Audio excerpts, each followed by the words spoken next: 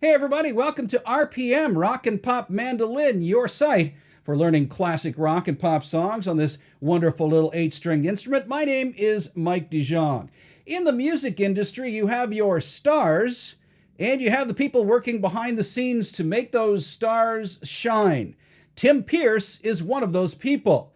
He's a legendary LA session guitarist and musician who's played on thousands of great songs by Michael Jackson and Crowded House, Dave Matthews, Phil Collins, Celine Dion, Madonna, and so on. But probably the biggest song that he ever played on is a song called Iris by the Goo Goo Dolls. That song was all over the airwaves in the late 1990s. In fact, at one point was the most played song on American radio. I think it still remains up in the upper echelons of the most played songs on American radio. Anyway, Iris was a fantastic song, and Tim played the lead guitar part on that track and all of the really cool mandolin parts as well. So that's why we're looking at that song and talking about Tim Pierce in this video. Here on RPM, we're going to take a look at Iris in two parts, two separate videos. In this video, we'll have an exclusive interview with Tim Pierce. He's going to tell us all about playing those parts and his approach to recording in the studio and many other really cool things in an interview that will run in a few minutes. Part 2 will be another video where I will take you, I'll show you the main parts that he played on that song on the mandolin. I'll teach you how to play Iris for yourselves. It's a great song. It's a lot of fun to play on the mandolin. But first, before we get to that exclusive interview with Tim Pierce, a little bit of business. If you are new to the site here, thank you very much for checking us out. But please don't forget to hit that little red subscriber button on your way out. If you are a returning subscriber, well, thank you once again for your ongoing support. But please check out our Patreon and Amazon links down below. I'll also put a link for Tim Pierce's own YouTube channel there. It's called Tim Pierce Guitar. It's a great channel if you want to learn to improve your musicianship, especially guitar playing. He's got some exclusive lessons over there and even a masterclass series, which is really, really cool. You might want to check that out at Tim Pierce Guitar on YouTube. But now, without further ado, let's take a look at that interview with the LA session legend Tim Pierce, talking all about Iris by the Goo Goo Dolls here on RPM. I know, you played, you weren't playing a mandolin, right? You were playing a guitar, a 12-string? Is that what you were doing? Or? No, I was playing a mandolin, and I still have it. It's in storage. It's a flat iron. You're familiar with flat irons, yeah, right? Mm-hmm. So it's a really, really great sounding one. And of course it has the round hole. Okay. And the thing about it though, in order to tune it like a guitar, I put really heavy strings on it. And it was so hard to play that I would almost cry when I would play it. And so I would go into these sessions with it and it sounded really good, but I would really have to bear down to get the job done. And sometimes connecting chords and connecting parts was hard. So it was a mandolin, but it was a flat iron and it was tuned like a guitar, an octave up. But those heavy strings and that, it was not ideal for the tension, it was too heavy and too hard to play. Now this came along in the early 2000s, this Veillette, and we learned about this from Dave Matthews. I was doing a Dave Matthews record, and the producer, my friend Rob, who was in some of these videos and actually produced Iris and was in the video that I made. Right. Rob actually had one of these because Dave Matthews was playing these on stage. And the minute I picked it up and went, I got on the phone and ordered one, and it was not cheap and it took a while to get made. But when I heard this, it was just, I knew I could use it to do anything simple recording. And the thing about this for a guitar player is that this neck is super wide. And so it's a little easier to get around for, the sausage fingers that some of us have. And it also plays in tune really, really well. So these are all unison. So I did switch to this.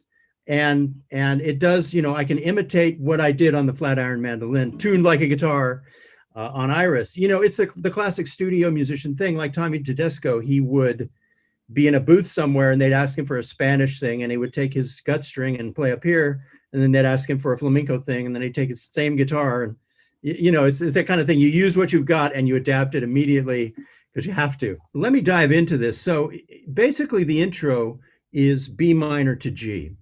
Okay. And what happens when I show up at a session is I write a takedown. What you're expected to listen to the song really one time and write a chord chart. Sometimes they have a chord chart, but with a rock band like that, they usually don't. So maybe twice. You get 2 listens, and then maybe you go back. Oh, let's check the bridge. Oh, I need to check, another spot. So basically, it starts like this. I do a takedown that's really shorthand, and what you've got there, where I have in, that's the intro. Okay, I just did this as an example about 15 minutes ago. So I've got B minor with an arrow shooting up, and then G. Okay, and because I have no time and I have to do this instantly, that's my way of kind of doing shorthand for what's happening in the track, which is,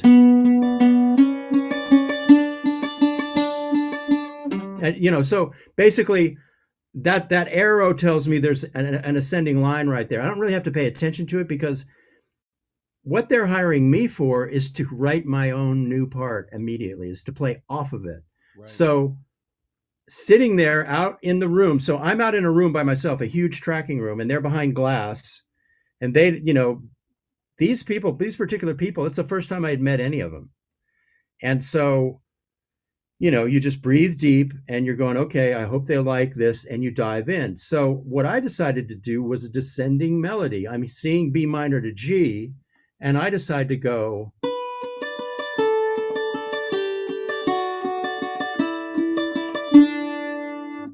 In the hopes that they'll like it.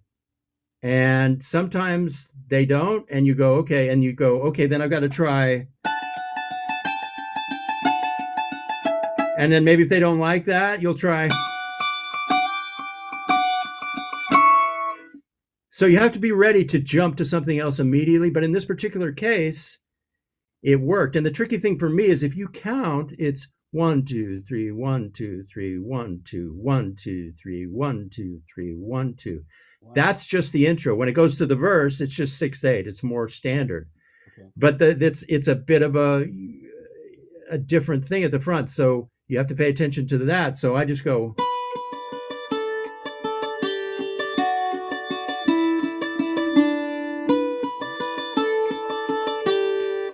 Yeah. And the way I kind of cheat my way through it is that I know 1, 2, 1, 2. So these are 3s. 1, 2. So it's partly what creates the hook that they love so much is partly me responding in the most simplest way I can to this puzzle, as you were. So here we have B. And the other thing that I do a lot, everybody does a lot in this kind of genre of music, is there's a drone. Right? Is that a so D? I got droning. It's a D. Yeah, since we're in D. Right. But you could speak in E because it kind of this particular instrument is tuned to D. So in order to be an E on this instrument, I have to use a capo. So right. We could speak in E, but let's speak in D because that's kind of what we're both kind of expecting here. Right. So it's a D, and I just walk down, and you can see the B chord right here. And that's the other trick in the studio. If you take your instrument in for an overdub, you don't have to, if you're not experienced, you might think that you have to go like this. In the studio, in an ensemble where there's drums, bass, tons of acoustic guitars, other instruments, often, and somebody told me this a long time ago, often the best thing you can do is 2 notes or 3 notes. Because that will speak and it'll stay out of the way and leave space for everything else. So that makes it easier. My hands don't have to figure out all this complex stuff. I'm just using 2 notes. One of those notes stays exactly the same. Okay. And this should be inspiring because often it's the simplest part that wins the day and that wins people over in the studio. And this was an example of that. So by keeping this drone,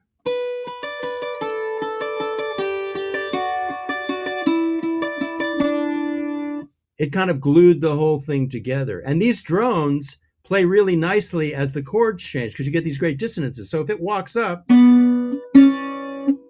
you've got this huge dissonance. which in passing makes you feel good because it's tension and release. So by providing that drone on top and by Johnny providing it as the bass walks up, you get these traveling tension and release moments that really make simple parts function well.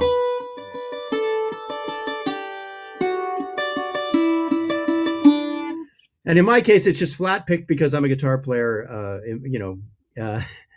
pretending to be a mandolin player. So for the standard mando, I could do the drone on the bottom here, the D in the bass, I guess. So well, I lose it there when I go to the D string, but certainly that's the descending pattern that you're playing, right? Yes. Now, were you using double stops there as well, like on the B and F sharp? Here yes. Yeah. See, so. Right. The double stops are constant because I never take away the drone on top. It stays. All right. Now, I don't know how that would apply to a mandolin, but you might be able to do a D drone up high and play the line lower. So it would be.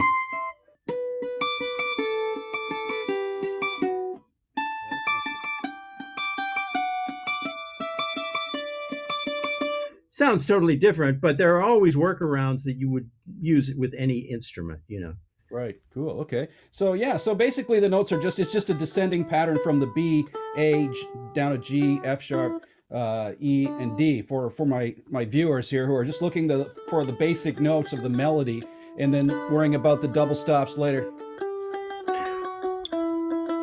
Like something. Yeah, and my advice would be to make it fit your instrument, and if your instrument is asking you to do it a different way, you can be okay with it sounding like you just did, sounding not the same, or having a different drone, or giving up the drone.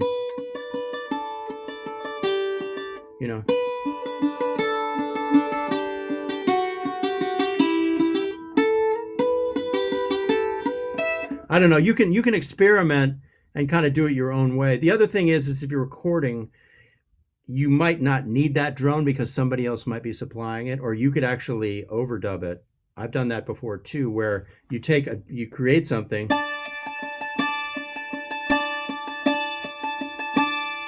keep that track, and then play lines underneath, and it sounds like one big mandolin. The studio, you can break all the rules, and you should when you're recording. Yeah, so the intro part is sort of the iconic part that you mentioned, is basically the signature part of the song, isn't it? Your mandolin intro. Even Rob Cavallo mentioned that in that interview you did. Yeah, and that was just the luck of the draw. Sometimes it takes an hour of hard work to come up with one of those things, and everybody's pounding their heads. And sometimes it happens instantly. That happened instantly. I only played this song 3 times. They recorded each pass, and then I went in the booth and did the electric thing. So, but as a studio musician, that's what they're looking for. They're looking for you to come in and get it instantly. And sometimes you can. And that was just one of those lucky cases. But it's also me understanding my limitations and finding the simplest thing I possibly could and just trying to execute it quickly. Now, the rest of the song is pure ad-libs. And because everything else was fully formed, the orchestra was not there yet, but the band, the bass, the drums, the vocal, and all the guitars were already there. So I was able to just dance around it. And the only other really, really identifiable hook was in each verse, and it was this classic thing. Right. Now, I don't know how you would do that in your tuning, but on a guitar, I mean, in the 80s, this kind of thing was really common, as was this kind of thing. It's like it's basically an E minor 9 chord, and it's the heart of it, these 3 notes. Once again, that dissonance where it's really, really close. So there's a moment in each verse where he stops singing, and this pops through. Now, when you hear the mandolin basically appearing everywhere else in the song, they probably kept about 25% of what I did, because I just kept playing fill after fill after fill. They want you to do that so that they can pick the ones they love the most and throw away the ones that they don't. So what they do what's like a vocal comp track where they'll even take a sheet of paper. It's a scorecard, basically. They'll look at each take and they'll grade and remember where they want to keep certain parts from the 3 tracks. So not only did Rob work on that, but Jack Joseph Puig, who mixed the song, he spent 3 days mixing it, and he actually had all 3 mandolin tracks, and he actually made choices too. I can't really hear all of them. At a certain point, I'm doing,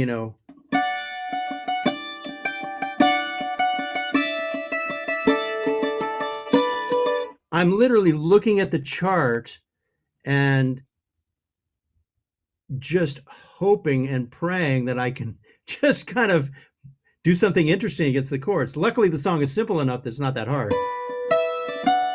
When I'm trying to basically paint, we can call it being a painter. When I'm trying to paint over these chords, I use common tones. And in this particular case, like you said, it's in the key of D. So all the chords basically are in the key of D. Right? Until the solo, then it kind of changes a little bit. Yeah, there's one little part there, maybe it's what you just play there, where it goes on the standard mandolin. Something like that. Can you hear that? Oh, yeah. It's something like that, right? I mean, it's not exactly the same notes that you probably played, but...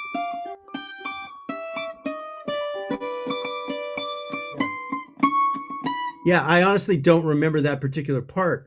But once again, look what you just did. It's a descending line that matches whatever, it was actually a pretty complex song in the way that the chords weren't complex, but basically all the change ups that they chose, all the odd bars and all the little different things that they did.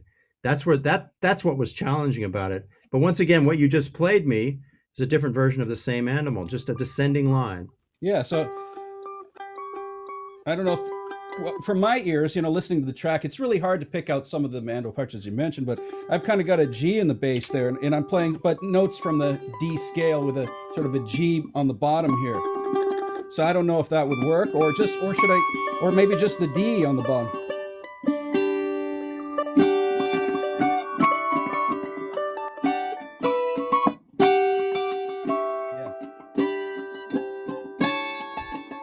Well, consider this. Mm-hmm. The instrument I was playing, basically was tuned to the top 4 strings of a guitar.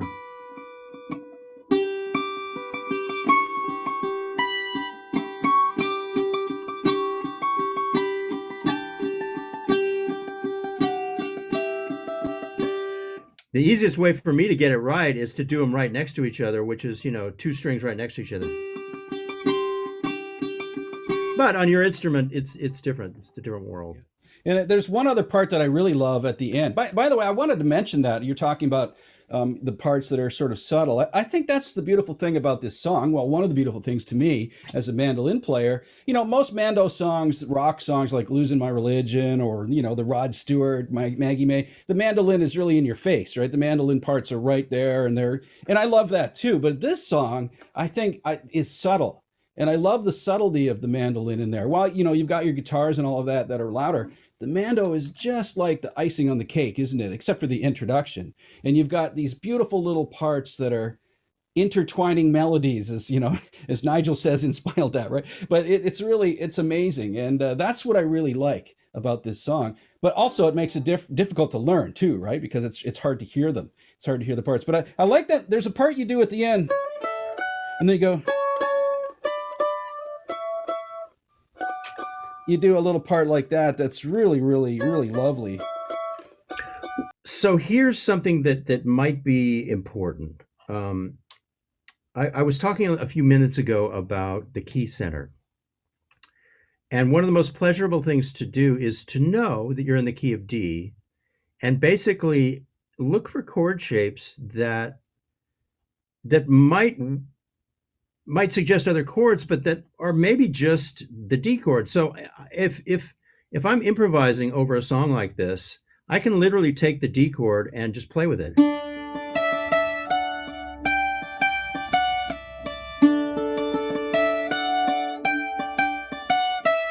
And then when the band goes to E, it sounds like the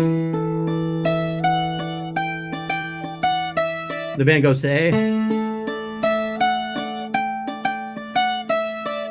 So all these colors happen in a way that you don't really have to think about it. You can just kind of hang out and stay in one key center. But what we just heard at the end that you like, that is me hitting that E minor 9 again and then taking it a step further inversion-wise. But that's also this D chord, which, I played this really popular D chord with the G. It's also that. Also that, and then I heard myself go,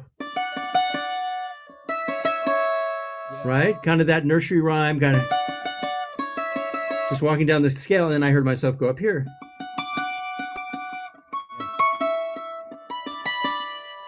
It's double stops, it's sixth harmonies, and really two-note things that really kind of poke through. And what you just heard there was just totally random, something. I mean, everybody's different, and a lot of your players and your students might really like to prepare and work stuff out.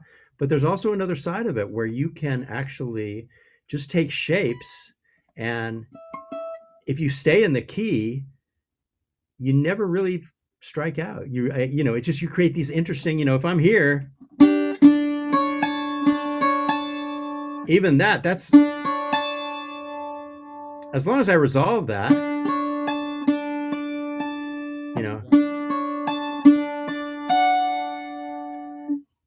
you can create tension by almost playing the wrong chord as long as it's in the key.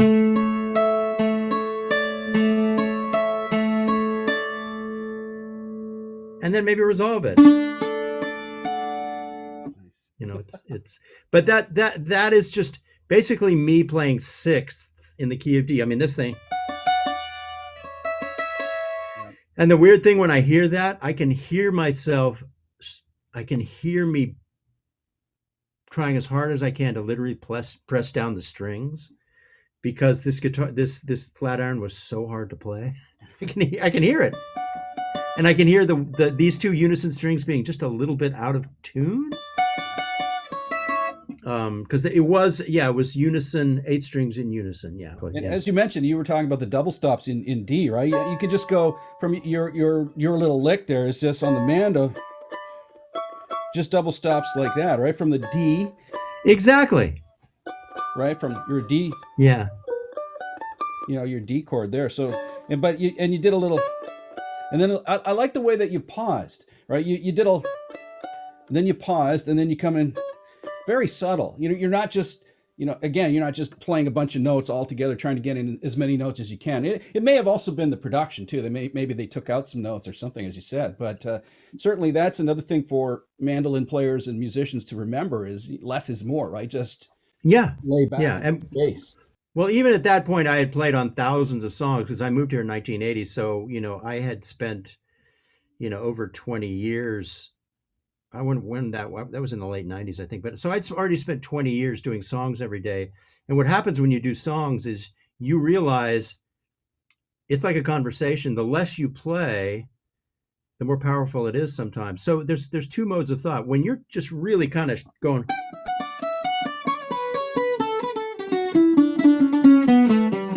that's great. It's fun. But there's another mode when you want to create atmosphere, and you should never forget that other times it's more appropriate to go. I mean, it's like bells in a church or something, and you just need to be able to do both and know what's appropriate. Usually, if somebody is singing a song, then it's much better to do something simple, and simple might mean.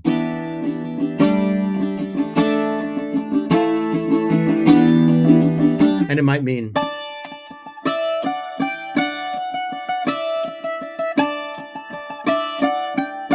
Or even simpler, as with Iris.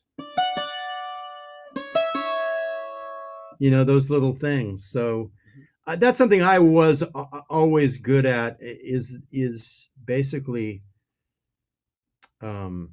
and I even said it in that interview with Rick, it's basically trying to disappear. You're trying to create something that creates, the clouds around the sun, or, it's basically you're trying to elevate everything, but you're really trying to elevate the story and the song and the vocal.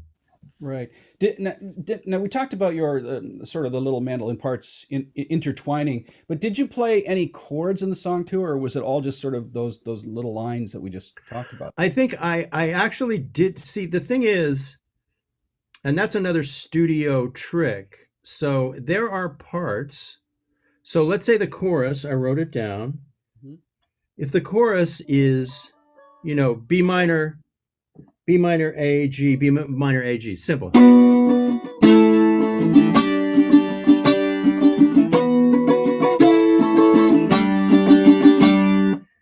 So me trying to play those full chords, you can hear that I don't connect them well.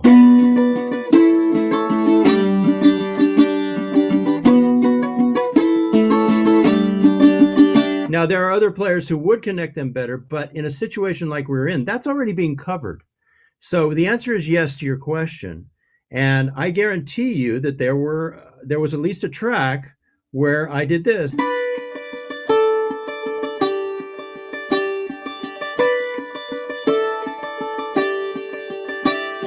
So that's two notes, or it could have been this.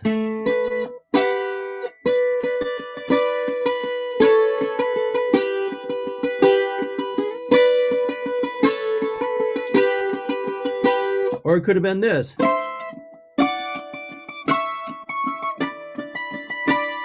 But I guarantee I would have chosen two notes, partly because it would have more clarity in the track with all the other things. And the other thing about it is that I can connect everything beautifully and easily with my hands if it's just two notes. And that's just a practical solution.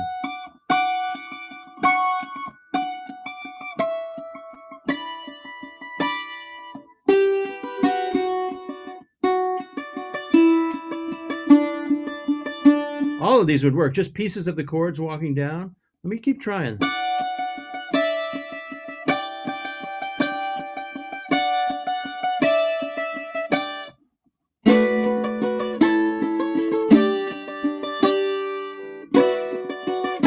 See, if I give up the bass notes, that's another trick. Then I can actually connect everything better.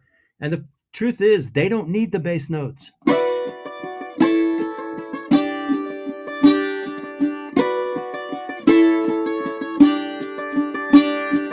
That sounds like more like what I would have done, and I can manage that. And everything's connected. There's no gaps between chords.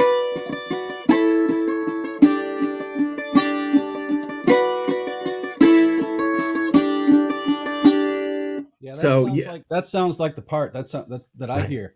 Yeah, certainly in the choruses of the song. So on the regular, again, double stops on the mando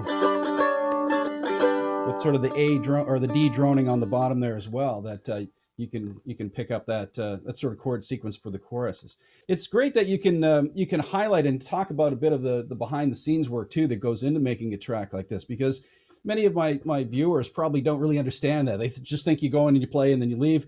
But all of the sort of the production elements as well, picking and choosing the parts that you give them, essentially, right? That's right. And it's a very particular job that not a lot of people have anymore, the job of a studio musician.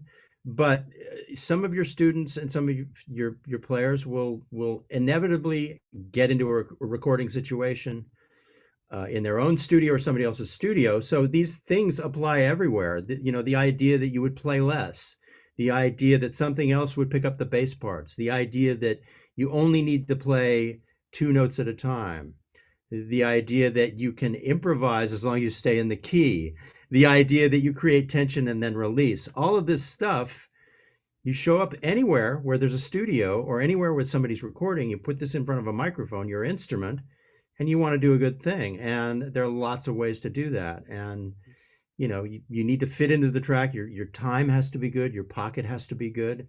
But more than anything, if it's somebody's song where they're singing, you want to be part of the atmosphere. And I think that's where musicianship comes in too, isn't it? I mean, you're not just a player at that point. You're a musician, really thinking about the overall track and how everything goes together rather than just yourself and your own part, right? That's right. And you don't even really identify your instrument as a particular instrument. If you want to take it a step further, you're making a sound. And that sound doesn't have to be called mandolin. It just has to be a sound. And it doesn't have to, it doesn't have to be any ego attached to it. It just has to be, ooh, I heard something. This color. I mean, that's the part in the verse that everybody, got so happy about, So like something like Yeah. that, right? Yeah, exactly. All right, cool. Well, So thanks a lot, Tim. I really appreciate you taking the time to chat with us about this song. I've actually had a lot of people asking for me to cover the song on the channel, so that's really great. And yeah, hopefully again, some of those guys will go over and check out your stuff as well. And certainly, your YouTube channel is quite well established. It's a good, sort of a role model for those of us who are more new to it, like me. yeah, I hope so. And if you have any guitar players who want to, learn the kind of stuff that I do weekly, there you just click on one of the YouTube videos. There's always a link to the masterclass right below. It's every single one of them. It's a direct channel, so What is it's easy your to find. masterclass? Can you maybe expand on that quickly? What is your masterclass all about? It's basically a basket of lessons and content done much more slowly than YouTube. YouTube is more entertainment on my channel at this point. I move fast and I don't really teach that much on YouTube. I just more entertain and I talk about concepts and fun stuff. It's more real lessons where I don't have to entertain. I can fall asleep in the chair if I want to. I don't, but you know what I'm saying. You've had the same situation where when you really slow down and teach, it's different than trying to keep people engaged on YouTube. What it is 1,500 videos of lessons that I've created over the last decade. It's over 120 hours of content covering soloing, rhythm, sounds, pocket techniques, some theory, a lot of different styles. Probably the biggest emphasis is on melodic soloing primarily, and then I go into blues soloing, rock soloing. But it's just an enormous amount of content. You almost can't. There's just so much there that it's the one drawback of it is it's so big. Sometimes people don't know where to start because there's so many ways in. So for structured content from the ground up, learning one step at a time, I often send people to TrueFire. But for people who like just to look around and pick stuff they like and jump in wherever they want and jump out and go back in, my masterclass is a really good place. I offer a 14-day free trial because I want people to be sure before they actually spend the money, and that works really well. You can test it out. Yeah, and even mandolin players could pop over there and pick up some tips on melodic soloing, right? I watch Absolutely. guitar lessons. I mean, I do that all the time, even though I have a guitar playing background myself. Watch your videos and many others on YouTube, and and pick up some ideas. You're always learning, and that's what I find with instruments like these. You're always learning. You're always picking things up from people who are better than you, and that's really what it's all about too, is learning. And it's true, and not only that, but people have great ideas. Yeah. A great idea is sometimes a very simple idea, and that might be two chords that fit together a certain way, and that could be on any instrument. So I agree with you. You should be open to learning from everybody on every instrument. All right, that was part one at our look at the Goo Goo Dolls' classic song, Iris, the mandolin parts. Once again, thanks to Tim Pierce for joining us today from his studio in LA. Next, part two will be coming up soon, and I'll be showing you all of those parts in depth in our next lesson. Thanks very much for watching RPM.